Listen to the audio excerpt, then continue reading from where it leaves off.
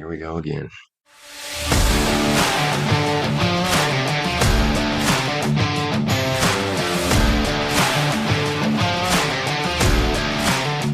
Hey, everybody. Here we are again. It's your two dads, two of your dads. Anyways, we've got Sam here. Hello, hello. And me, your regular guy. You're one digital daddy. And we've got I guess Sam would be an online in-law. That fits for him. We're here with another interview with a wonderful dad.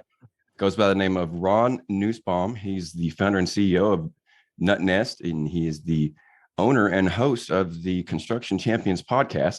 We found us one in America this time, so we're coming a little closer to home. He lives in North Carolina, and we just want to thank him for showing up. And go ahead and introduce yourself, Ron. Tell us a little bit about yourself. Yeah, absolutely, guys. I am super excited to be here. I am in North Carolina, just recently moved here about a year ago. I'm originally from Akron, Ohio. Spent 4 years in the Marine Corps, was planning on going south, and I met my beautiful wife who was from Michigan. And when I got out, we decided, not necessarily she decided, but she wanted to be my family. And I didn't really have any prerequisites to where I was going. So I ended up in Michigan. And so I actually ended up farther north than I even started out. But now we made it down. We live on the coast in the Carolinas, and we absolutely love life.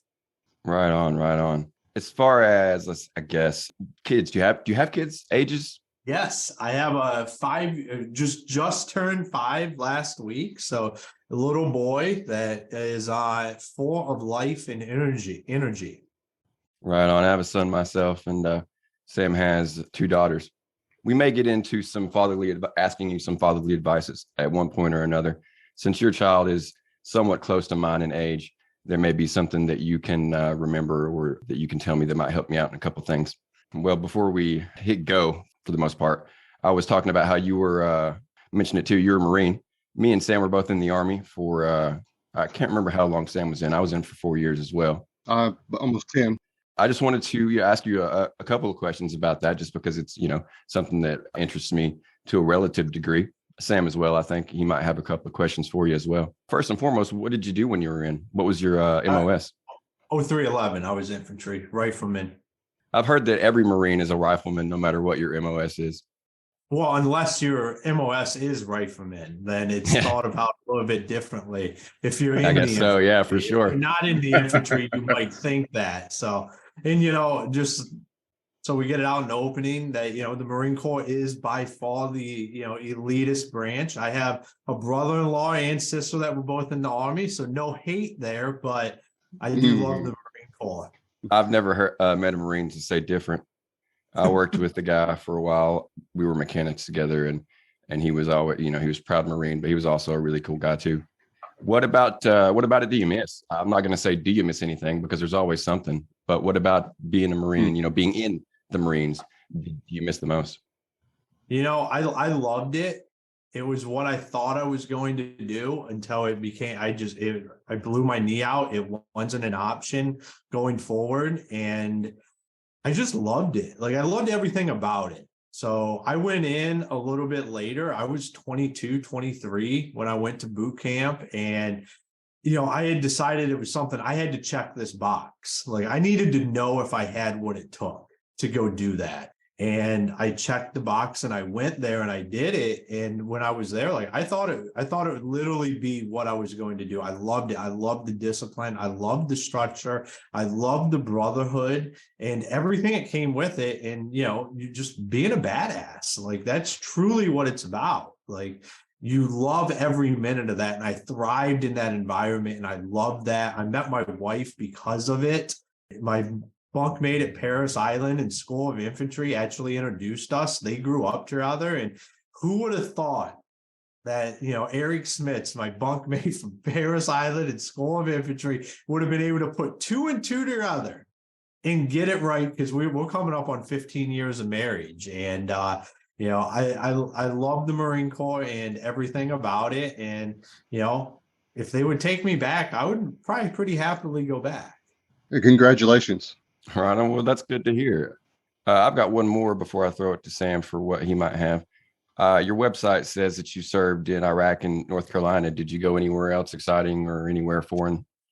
I just, if you count the pit stops on the way to Iraq and the pit stops on the way back from Iraq, so nothing super exciting. And I was stationed at Camp de June in North Carolina. So Yeah, I actually, I mean, it was somewhat foreign. I was in Hawaii for almost all of my enlistment, but by and large, that was the only place I went to.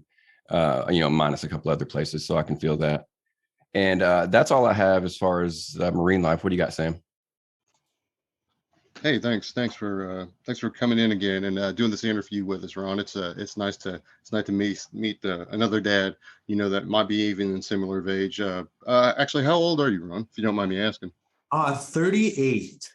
Okay. Believe it or Okay. not, I get like 50 all the time, but 38. All right. All right. And just kind of referring back to deployment that you were talking about, when were you in Iraq, if you don't mind me asking? I was in Iraq late 2007 through into 2008. 2007 into 2008.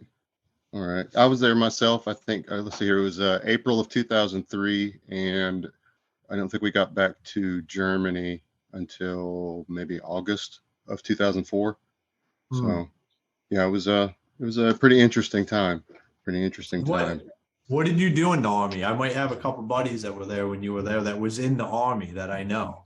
I passing through, I did make some Marine friends. Much respect to everybody of all branches that served during that time. It was a tough situation for a lot of us, whether you agreed with why you were there or not. We did the best that we could to watch out for each other and to make sure that we all got home safe and completed the mission. So let's see here. That time I was in military intelligence doing reconnaissance. So, yeah. I had a buddy of mine, Jimmy, that was in the Army Scouts about the same time over where he was part of the initial invasion and then was back over there. You guys do long pumps, 12 months there, come home for a little bit, go right back for 12 months. At least we're 7 on, 6 off, 7 on. But you guys go for a long time because my sister and brother-in-law both did 12 months and they were both intel. My father, oddly enough, joined me there later on in that deployment as a civilian contractor. So my mother back home she was crazy worried about both of us because both her guys were there, playing in the sand, and she was beside herself. She didn't know what to do. It was a blessing that we both got back, in one piece. So my hat's off to you as well. It always is. Yeah, some of our brothers and sisters, may or may not have made that journey full swing and got back home. And, like I said, that's why we take a pause on Memorial Day and some every day, to recognize, those folks that paid that ultimate sacrifice. And I think that's kind of important, whether you're a dad or a soldier or not, just these people, they earn the respect, of at least that. Just not being forgotten. We're coming off of recording this on Wednesday, 2 days removed from Memorial Day. And that's an emotional day. Like there's a lot of emotional ups and downs that happen on Memorial Day because you have guys that didn't make it back and guys that lost the battle at home a lot of times as well. That I still look at it as that was the war. That was the war they fought. And it's just an emotional day. You find yourself still like an emotional week. Like I find myself kind of in weird spots, like coming out of it. I think a lot of you guys would understand more than most people would understand that is that, that's what we signed up for. And we understood it was the reality, but most of us thought it would be us. We didn't feel like we would be dealing with somebody, the loss of somebody else. And right. I think that we find a hard time traversing that. Right, Corey, do you have any experience with that? Because sometimes if you've never even been to a combat situation, even just signing up and doing a tour, getting honorable discharge or whatever the circumstances of your contract, ending is, you don't necessarily have to be in a combat situation to be fighting a war, to have experienced something traumatic. People die even during training exercises. That's not uncommon in some regions, at all. You can just guarantee that somebody's going to die during this particular rotation. And so, like I said, that's not combat related, but it's a risk that we all take, like Ron says. I didn't do anything close to what you guys were doing as far as tours in Iraq. I spent some time in Bosnia, and we had things to worry about over there, but nothing, that compared to what you experienced in your tours. I typically don't have a lot to say when I'm around veterans talking about that stuff, because I feel like I come up short in some way, shape, or form, because not some way, a very obvious way I come up short. No one said that to me, but at the same time, there are very small periods of time where I wish that my unit had deployed, just 6 months earlier, or something along those lines, so that I would have gone with them, because I got out virtually right before they did a stop loss, and everybody after that had to stick around for training and go to Afghanistan. And I at the time, I considered myself super lucky, and there are still times where I do, consider myself to be lucky when I see people that experience very extreme situations over there, such as my Marine friend that I used to work with. He had endured a rocket attack, and he heard it, woke up, came outside his hut, and one blew up in front of him. And I have zero that will ever compare to that. So I kind of keep my mouth shut when people talk about things that I feel a little bit inferior in. And more respect to you guys for enduring that. It is even 7 months. It's hard for me to imagine putting your life on hold like that, because essentially, it's certainly for the Army, that's what you're doing. Everything that you did have going on that was not directly related to the military is on hold for at least a year. And I know people that they went over there thinking it was going to be a year, and it ended up being 14 months, 16 months, whatever the case may be, 18 months sometimes, if they didn't have enough people. So I'm glad that I didn't have that to face and to worry about, just because I know that my anxiety at the time would have been through the roof. But at the same time, I am a little jealous. I am a little bit ashamed, even, just to have missed out on that sort of thing. But I didn't mean to hijack that or anything. Did you have anything else you went? All right. So no, hey, I'll jump in. I'll jump in on that, because I feel like there's a disconnect. So I was in Iraq in late 2007, not nearly as kinetic as 2003 or the initial, all of that stuff.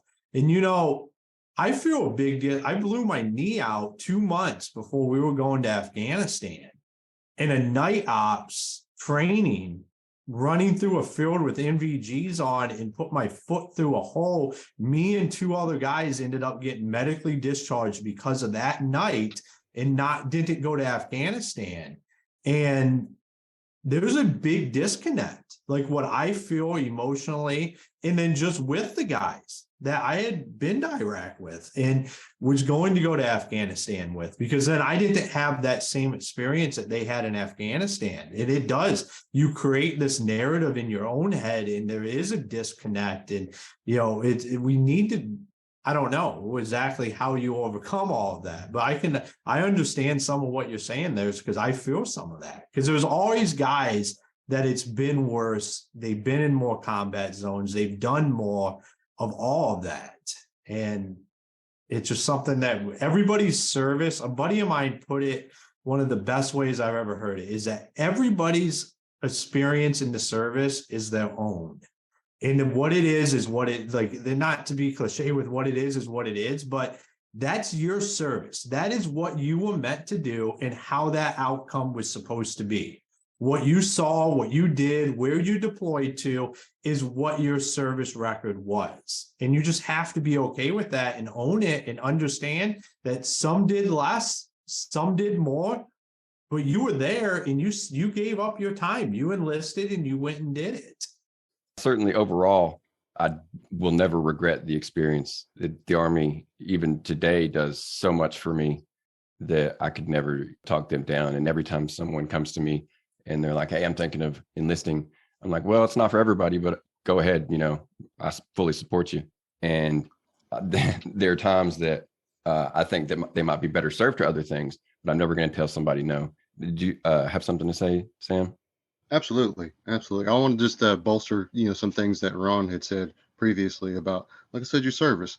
Like I said, your experience is your own. I definitely agree with that. That's some sage advice for sure. Because even if you signed up for as a rifle infantryman, who's to say that a path didn't open up for you later on in your career that allowed you to transition to something that was better, or you may have enjoyed it, or you may have ended up meeting somebody that had a major impact on your life like Ron, through his travels and direction, he met his wife, correct? Mm-hmm. Right. So, these things, I'm not saying your destiny is preordained or anything like that, but everybody plays a part and everybody is a piece to that bigger puzzle. And we all play an important part. And I think when you look at the end of the day over these folks and these citizens that have made that sacrifice and signed their lives away for service for something greater than themselves, we all played a part in accomplishing what we have built over time. It's just important for everybody. Like I said, you can rib somebody for not doing 17 deployments, and you've only done two. Or, for example, Corey, envy you because you went to Bosnia. I had signed up for an Advon party and was training in the Black Forest in Germany to go to Bosnia because I wanted my other Balkans ribbon coming back from Kosovo. You know what happened? You went home. 9/11. 9/11 Uh, happened. 9/11 happened, and all my plans to go to one more deployment and maybe reenlist, maybe cash out and settle down. All that changed, and it changed so many people's lives that day. But that's I envy you. You played a part. You did a good job. You served honorably. Nothing to be ashamed of at all. We're proud of your service and thank you for your service. well, I appreciate that. Before I blush visibly on camera, I'm going to move the topic on to the fact to something else that interests me a little bit, and that's the fact that you live on the North Carolina coast. And I saw pictures of I'm not going to get too specific, but I saw pictures of the town you live in, and it just looks like a paradise. It is amazing. I literally showed that. I think it was just a regular Google page. I sent my wife a screenshot, and she wants to take a vacation there this summer. So it is right up our alley. We love the beach anyway. And then I read, you would know better, and you might could say something about this. I read that the water was the color of it was reminiscent of the Caribbean and its clearness and its blueness, I guess, for lack of a better term. And that is a real draw to me. We're getting into scuba, and that seems like a great place to do that sort of thing. Which kind of leads me to a couple of my questions. Do you scuba yourself? And if you do, is there anywhere around there that you like to go? No, I do not, but I know they do go out. There's a lot of so we're on the coast where we're at there's a lot of pirate shipwrecks and stuff. I do that because the ocean's literally right over in there. So there's pirate shipwrecks and stuff and all of that. So they go out there and they scuba dive on that. My wife's actually talked about possibly maybe we should take it up. My brother-in-law is a big scuba diver, but there's all these shipwrecks out that you can go scuba dive at. So there is definitely that stuff here to do. The water is amazing. It can kind of fluctuate with the weather sometimes on what it looks like, but it can be as beautiful as the Caribbean. Yeah, the pictures make it look really, really nice. One of my questions was how often you spend fighting off pirates, but I guess if they're all shipwrecked now, then you don't waste much time with that. Do you I'm not even going to ask that. One of the others was, do you find any buried treasure? And that's just silly. But it's something else ocean related though, which is a personal fascination, repulsion of mine. Do you ever have any experience, or do you ever see any sharks? So on the one pier that's not far from us, you can walk out. It goes, I don't even know how many hundreds of feet out in the ocean, and you can go out there and you can see sharks swimming around. My wife has an app on her phone that tracks the sharks because they move all the way from down in Florida all the way up the coast into New York and back and forth. And they have a lot of them tagged. So you can see where they're at and where they're hanging out and see Cool. if they're off the coast and stuff. So there's sharks. I think that's just when you live by the water. But so for the treasure, you need to interview my son because he is constantly digging for treasure. Like that Really? is his thing. He loves it and That's just cool as digging hell. holes, trying to find treasure. Right on. That's so cool. Yes. One last question, and I actually do want to get back to your son after this. Just another, and unless maybe Sam has some geography interests, but one more thing. Do you have a lot of bad storms there? A lot of bad thunderstorms? Yeah, so I mean, it rained. We're in where hurricanes can come through. So what we have over the weekend, it was supposed like some supposed traffic. I didn't think it was that bad, but we got a lot of rain over the weekend. So like a tropical storm, that kind of stuff can come through here. The way I look at it is everything's more beautiful here. So like because the sky is so clear and like thunderstorms are just beautiful, especially if like to go out on the beach and watch a storm start to come in, like that stuff's beautiful. So even in the stuff that typically isn't, like there's beauty in that when you're in the right environment. I That's feel a hell of that. a perspective. Yeah. Yeah. Yeah, I like that. It must be nice Mhm. to, like you said, stand out there and watch them roll in like that. Going back to your son, I was wondering, first and foremost, are you currently going through any growing pains? I have a couple I wanted to ask you about, such as picky eating and fighting bedtime. My son will be 2 next month. Do you have anything like that you're currently going through that you're having trouble with? Picky eating.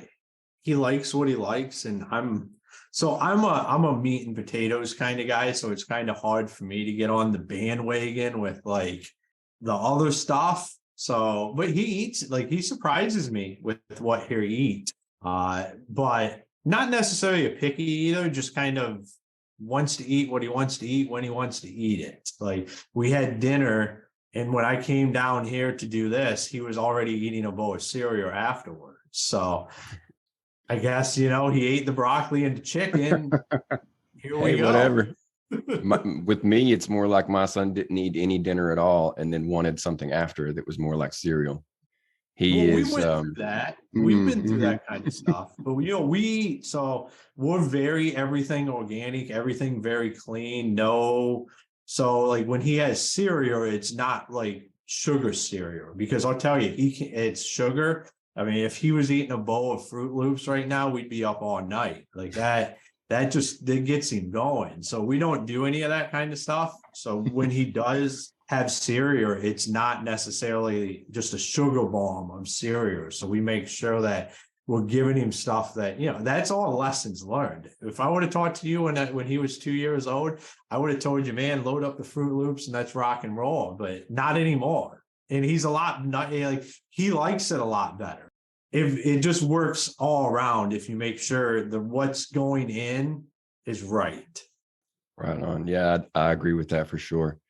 I have, like I said, he is really hit or miss on the meals. I can get him to eat, one good meal for breakfast, one good meal for lunch usually, and then it seems like after that, all he wants to do is snack. And like you said, it's one of those things that you just deal with and growing pains or what have you. But I do hope that he gets out of it. I've talked to a couple other dads, and they have older kids than me, and they are still experiencing some of these things. So it is something, I guess, that you just have to kind of deal with forever, or not forever, but for long term, relative to their their 18 years spent with you. Before I kick it to Sam, I should ask my other co-host, who's not here right now. He typically asks for advice on potty training. Do you have anything quick and brief that I can kind of throw his way? No, I mean that was a hard hurdle for us to get there. And I don't have any tips or tricks or anything other than eventually there just comes a time when you have to use the toilet, and that's what it is. Eventually, it's just going to happen. Do Yeah, you have anything, Sam? Eventually, there's no other options. that's pretty solid. It's pretty simple. Like it. I like it. Yeah, I did have some questions real quick. Just a few. If we still got time, we still got time, right? Oh yeah. We're good. As long as Ron's good, we're good. Hey, Okay. I'm good. All right. Here we go. So, I mean, what are some things in your routine that you have that have helped balance your life as a new dad now? So that's a great question because not only did I start my own company in the last year and a half, I moved across the country as well. I went from working brick and mortar to working at home. And, that's a different environment. There's some change that has to be there. There's a lot of great, and then there's also bad, just like with everything. So I like to say a lot, like, we choose all hard. Like, you have to understand, like, everything you do is going to be hard. You're choosing what hard you want. I chose the hard of working at home. Now, a lot of people would say, well, that's probably not hard. Well, there's stuff that comes and goes with that. Like, I go up and I interact with my son throughout the day, and I have to explain, no, I can't come build Legos right now. It's not that I don't want to, it's that I have stuff I have to do. I have meetings I'm in. That's the hard I chose. Now, some people choose the hard of going to a brick and mortar and working there, and they all come with their own things. But when it comes to systems, I get up, me and my wife go to the gym every morning. We come back, I drink coffee, have breakfast, try to talk to my son if he's willing at that point in time to, interact a little bit, or if he's off doing something by that point in time. And then I come down and I have meetings all day long, and I'm in and out. So I'll go up there, and if I have gaps in between my meetings, sometimes I'll do some stuff with him. But for the most part, I'm down here in my office working. And then I always make it up there for dinner and have dinner and go from there. I mean, when it comes to bedtime, that's one of the biggest routines we try to keep going, and that's something that was taught to me. So we were having a hard time getting him to sleep, getting him to calm down at night and stuff. And I had a real David Goodall, who's a really good friend of mine. He explained to me he had the same problem with his daughters, and it all comes down to routine, like getting a routine in there. So we try to, 7:30, start getting that bath ready, get him in the bath, and then get him in bed and read a book, and then try to start doing that stuff. And, now he looks forward to that. Like, he's about doing that, and then that helps him wind down. And then I relax, I guess. I try to decompress. I'll read a book, I'll do whatever, watch stupid TV, just to something that's mind numbing, that allows me to just clear my mind. Oh, that's great. I mean, I like all those things. Those are really sound, foundations that you're trying to, establish with your family. And I could see the success that's going to bring you, on down the line. And so, kudos to you for that. That's good. That's a good plan. I like that. What influenced your decision to work in the construction industry? So when I got going from a rifleman to, an infantryman to construction. I mean, did you do that as a youth before your service, or have anybody family? No, nothing. So I got in the Marine Corps, and I found myself in Michigan, and I was really like looking for, what is that transition? I was looking for something I could grab onto. Like I said, it's not necessarily, it wasn't what my plan was. So here I was. Now, what do we do? And I was detailing cars at a Cadillac garage, because I did paint work on cars and detailing before I went into the Marine Corps.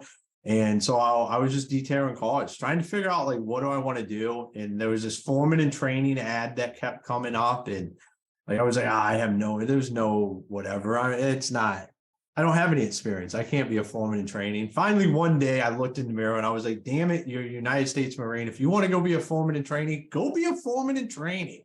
So I applied. I ended up getting a job. And it really, like, just the hardness of it in that environment. I think construction is a great environment for guys to transition into. There's still a lot of structure. There's a lot of learning.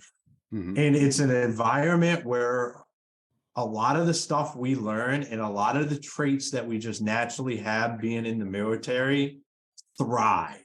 So I was able to go in there. Most of the guys that were getting hired around me had construction management degrees. I had a high school diploma in a tour to Iraq. Like, I didn't have any of that and no construction experience. So it really gave me a desire to just hone in and learn every day, continue to just be the best I could be, and just learn. I always had a chip on my shoulder, because I was always the guy that I didn't have any of that. Like, I had to learn it all. And I went from digging the hose to running the company in the span of 10 years. So it ended up working out. That's good. So. Yeah, your tenacity and like I said, your work ethic and that energy that you brought with you from your time in the Marine Corps made that transition, a lot more smooth than what some other folks have, trying to get back into the civilian sector. Mm-hmm. Um, uh, Something I guess that I chose to do. I think I got into the furniture moving business is where I kind of made that a little bit of a transition there, where planning and logistics, and some structure, and time frames had to be Yeah. implemented with a lot of physical and manual labor too, in various conditions. So, making that transition, I think it's healthy, it's productive. And, and some would say, in your leadership back when you were in the schoolhouse or at a boot camp or even, at a post was, if you're not going to be smart, you might as well be strong. So that kind of gives you a buffer to figure out which way are you gonna go from here on out. If you're tired, if your muscles get tired, you better learn something, right? Yeah. So that's Yeah. awesome. That's awesome. Oh, I had one more silly question, but if we got time for it, We love the silly. all right. Hey, all right, Ron. When you got discharged, did you did they let you keep some of the crayons? I gotta know. I gotta ask. A whole 120 pack, man. They give them to you when Yes, you leave. yes. That's awesome. Good thing they didn't take that away from you. I would have hated that. All that put in and that pain you went through, and then they take that away at the end. So we've kind of got on the topic as it stands, but tell us a little bit about your business. Tell us about Nutnest. What's going on there? You say you're in meetings all day, so I'm assuming that there's quite a bit of success going there. And I read what your website said, but it's little over my head not being in the construction business. But maybe you can generalize it for our listeners and me, and tell us what your business is all about. Yeah, absolutely. So we're a customer communication platform built for the construction industry by the construction industry. So one of the best ways for me to describe it to anybody is we're like air traffic control. We make sure that customer is always talking to the right person at the company whenever they have a question. Because number one customer complaint in residential construction is communication. It's never the work, it's never the guys, it's always the communication that's the downside. And it's not because the guys don't want to be good communicators. It's because they don't have the appropriate tools. So what I did was I built software that helps customers and contractors do just that. And we're completely web-based for contractors, so they can access it anywhere from a laptop to desktop to mobile phone to tablet. And then we build a mobile app for homeowners to download. And then that works as where all that communication goes. And where the magic really happens is if you have a question about scheduling, you go and you ask the person that's in charge of the schedule. You're not reaching out to the sales rep or that builder that was out there that all moved on to the next project. They don't have any ID. So we make sure you're always talking to the right person. We empower the homeowners to ask the right questions. And then for the contractors and builders, we get everything organized and we do it by project. So there's no more chasing emails, no more chasing text messages, phone calls, WhatsApp, Facebook Messenger, whatever guys are using out there. We get rid of all of that. We get all the communication, documents, and pictures in one place, and then we organize it per project. Right on. That definitely sounds like you feel a niche that, I didn't even know was missing. Wow. Right. I spent a little bit of time in construction, mostly just roofing, and there was always talk about how the homeowner was mad because they weren't being told this and that and the other. Mm-hmm. But at the same time, there wasn't anybody like you there to work as that intermediary, to make sure that their questions were answered. So I'm sure that there's quite a few homeowners out there that are probably happy that you're doing what you're doing. Yeah, absolutely. It's. Did you have anything about that, Sam? Oh, go ahead. I'm sorry. No, I was agreeing with you. It's like I said, after 10 years in the industry, I got tired of getting my ass chewed for stuff that was out of my hands, and I knew there had to be a better way. So I decided to go build it. All right, I've got around the right people to build it. Let me put it that way. I'm a non-technical tech founder, so I don't build software. Right. Yeah. When you said I built some software, I was like, wow, this guy's really smart. I could never do that.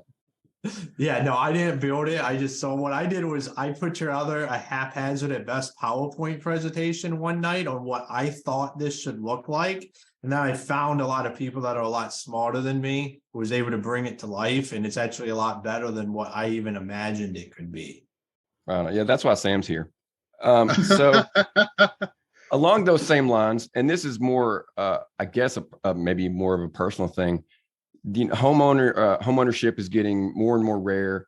The price of homes are getting higher and higher, and your business is basically built around building new homes. What is your argument? And I don't really have one either way, so you're going to be kind of probably swaying me in whichever way you're going to be arguing. But what's your argument for a new person? Like for me, I'm about to get my first home. I haven't started the process yet, but we are renting now and we'll be soon buying. What's your argument to kind of sway a person into getting a home built as opposed to just maybe buying one that's already there? So my software mainly isn't necessary for just home builders. It's for contractors and like a lot of renovation guys utilize it. So when I say builder, I talk more on the not new construction side of things. I think either way you go, it's up to you. Like you just find. So you work all across the board. You work with if you're having somebody redo your, I don't know, your plumbing or your roof or anything, you're going to be there to kind of work as a third party. That's my fault. I misunderstood just how broad your business went. But that's cool that you have. That's awesome, because for me, that's a data point, because that means I'm not explaining something as good as I should be. Like it's a learning experience. I'm glad you said that, because it allows me to be able to reflect and understand exactly what I'm saying and how that comes across. Everything's a data point. Everything we do is all stuff that we can learn from and understand. Interesting. I like that. I like that point. So you've told us about your business. Tell us now about your podcasts. What is that? What is the purpose of that? Is that just getting the word out about the business, or does that have a broader message? No, I don't really talk about the business on the podcast. It's a sponsor of it, but so Construction Champions podcast is about getting leaders, disruptors, builders, contractors, coaches, anybody in the residential construction space. I get them on there and we talk about what it takes to be a champion. I ask one question: what does it take to be a champion in the construction industry? And that's what we talk about. We talk about how we can burn down these walls that have been put up and how we let 3%. We're one of the only industries that allow the 3% of the bad eggs to dictate the entire mindset and the entire belief around the industry. And I don't believe it should be that way. I believe I'm at the forefront in helping lead the push into the day when the construction industry is looked at completely different. And that's what it's all about. It's about empowering business owners, empowering guys to go out there and just be a champion every day, to just do the right thing and have hard conversations with their customers, take care of their business so their business makes a profit so they can continue to go out, provide for their families, provide for their employees. That's what it's about. It's about changing the mindset around the construction industry. And we have great guests that come on and we have amazing conversations about where the construction industry is headed. So you're kind of like a coach / mentor as well. You got I do no coaching or mentoring. I have the Construction Champions Mastermind group, which is just designed to bring guests and listeners together. Like that's my main goal with that. Okay, so just a connection point. Yeah, it's just something I threw together to start getting everybody in, because I was like, let's make sure we're connecting people, getting everybody together, because it's all networks and how, like, if you position this stuff well, that's how you have the biggest possible impact. You just get everybody in there. But I'm not a coach. I'm not a mentor. I have coaches and mentors because I believe everybody should have one. And that is what would lead you to being able to unlock your true greatness. But it's just not a road I've been down yet. My confusion comes from your personality. Definitely gives off like that vibe of being like, kind of wise. But before I say anything else that's incorrect, Sam, do you have anything? Oh, just a quick question about those meetings and just the atmosphere in a whole as a whole. That these conversations could generate. I would imagine you probably have a lot of I wouldn't say Teamsters or union members. Maybe participating in some of those conversations. Not that much. I deal a lot with just independent businesses. Independent business. Okay. I mean, I could see some, like a group, or it's not necessarily a clique or cult or anything negative, but just, just a roundtable discussion, of different like HRs, different level management, mid-career guys, senior people, more design and engineer folks getting together, like you said, and talking about specific hot topics, that could benefit the industry as a whole if there were some changes implemented, and then people could be attacking these topics from many different angles that could benefit the industry as a whole if these plans were interconnected. Absolutely. Communication, platform that you're offering is a wonderful vector for that. Yeah, absolutely. And I've had the privilege to sit on some panels and be involved in some stuff like that. And I look forward to continuing to do it, and as well as having some of my own to where we can really just start moving stuff forward. And like I said, it's about getting the amazing thing about podcasting is we have a conversation. We spend an hour together. This goes out on the internet. And unless they delete the internet, this lives on in perpetuity.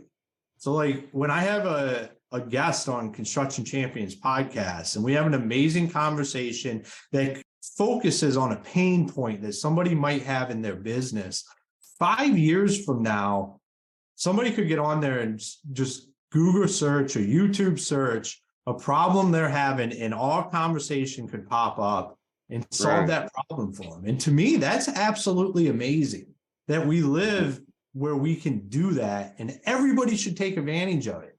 I, for the longest time, did not do stuff like that. But I've come to realize, like, there's no reason not to. Like, why you take all of this to the grave, it doesn't matter. Like, get it out there. And then once it's out there forever. Dads will be able to listen to your guys' podcast forever. If they have an issue and they'll be like, oh, we're here, and they get on, they listen to an episode, and it's like, that made sense. A light bulb went off, and it's all because we were willing to get together for an hour, or you guys were willing to get together multiple times for an hour with another guest. I mean, it's an amazing concept. Cue the applause. That ties into something that a previous guest said. He said that one of the reasons he does his podcast was to put that story of those people out for their families later on down the road. If one of them, like worst case scenario, something tragic happens, then those people can still go to his podcast and hear their family members speak about whatever it was they were talking about that day. And that's always going to be there. Like he almost used your exact same wording. As long as the internet's there, that will be there. And that's true. It's really fascinating that, I mean, I get no customer. I get no listener feedback. So I really don't know if anybody gets anything from the podcast beyond just a very few people. I hope that they do. And that's one of the reasons we put it out. We hope to be a resource for dads where we feel like there's a serious lack of that. But, at the same time, it's awesome if 5 years from now, assuming that we've stopped doing it, that someone still might be able to find that and get something from that and get help from that. Like I said, I get zero feedback, which we've taken to mean that we do everything we do and say is just spot on and perfect, and that no one has any complaints about it. And that's fine. We're cool with that frame of mind. But beyond getting any real feedback, I do hope that someone somewhere is getting some kind of help from this, even if it's just, we have a little slogan where we say, you might not learn something, but you'll probably laugh a little bit. So at least, we'll give them that, if nothing else. And usually I don't have one today, which I guess that's my fault. But usually we end every episode with a dad joke. Oh my goodness. Uh-oh. Hey, did Sam save the day? I might just have. Oh, listeners, if you're not watching all right, this so, on nobody's watching our it. very brief YouTube shorts, we're about to have a dad joke. So without taking up too much more of what the fans really came to hear, give us a dad joke, Sam. All right. So my children were gracious enough to gift me with this wonderful volume of dad jokes for a present one year. I love it. It stays here beside my desk, and we'll just go ahead and hop right into it. Without further ado, here we go. If I see a robbery in an Apple store, does that make me an eyewitness? Is this over my head? Is that the punchline? Am I gonna have to cut this out to make myself sound smarter? No. I don't know. I don't think I got it either. You are an eyewitness. A robbery in an Apple store. Yeah. Oh, an Apple store. See? Yes. I'm thinking fruit. An Apple store. Yes. Like the tech Apple. Okay. I'm like, oranges? I'm like a core witness, maybe? No, okay. Can we get one more that doesn't make me sound like an idiot? Yeah, no, absolutely. You know what? We'll switch gears just a little bit. That way I can decide whether or not to cut that one out entirely. That one would be our secret dad joke that only we three share, because that one just made me look like a fool. No, you know what? I should have looked through the book a little bit. All right, so here we go. Sam with this dad joke, and this is definitely not a second one. This is for sure the first one he's done. Absolutely. Without further ado, here we go. All right, what are bald sea captains most worried about? I don't know. Ron, you got this one? Nope. No, I do not. No idea. Okay. All right. What are bald sea captains most worried about? All right. Capsizes. Capsizes. Get it? Mm-hmm. That one I get. Yeah, that one's a good one. Okay. I don't feel quite as stupid now. I appreciate that. Thank you for going that extra mile to make me feel a little bit better. It's all for the fans. That's actually all that I have. I came a little bit light on the geography questions. Typically, as I said, our previous guests were from other nations, other countries, what have you. So I had, a little bit more interest in where they were and what they were doing. But I live in Tennessee and you live in North Carolina, so we're pretty familiar with each other's states. There's not a lot going on there that we don't know about. If you find your way over here, let me know. We'll get coffee. Awesome, dude. That sounds great. Yeah. Maybe you can point me out at like a good beach or something like that. It'll be me, the wife, and the 2-year-old. So we look forward to it. It'll be his first, like he went to the beach in her belly, but this will be his first real beach trip. So we're and that's really what I prefer. I'm a warm weather guy. I spent some time in Colorado, but Hawaii spoiled me, and now I just want warm weather basically all the time. Anyways, enough about me. We do appreciate you coming on, Ron. Thank you so much. You've been an awesome guest. Thank you. We never know, ahead of time, or I never know ahead of time, because my social anxiety tells me that every interview is just going to go terribly. So every time it's a good one, I'm super happy. Maybe more so than I should be.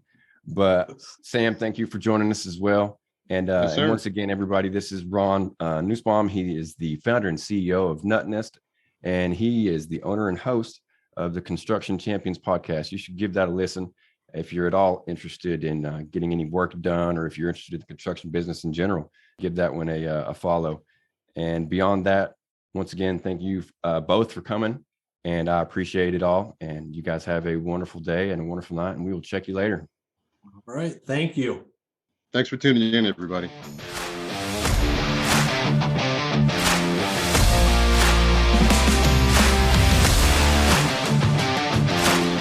You need that bad guy. I want you to know it's over. Well, bye. You smell that, Bill? Smells like someone died.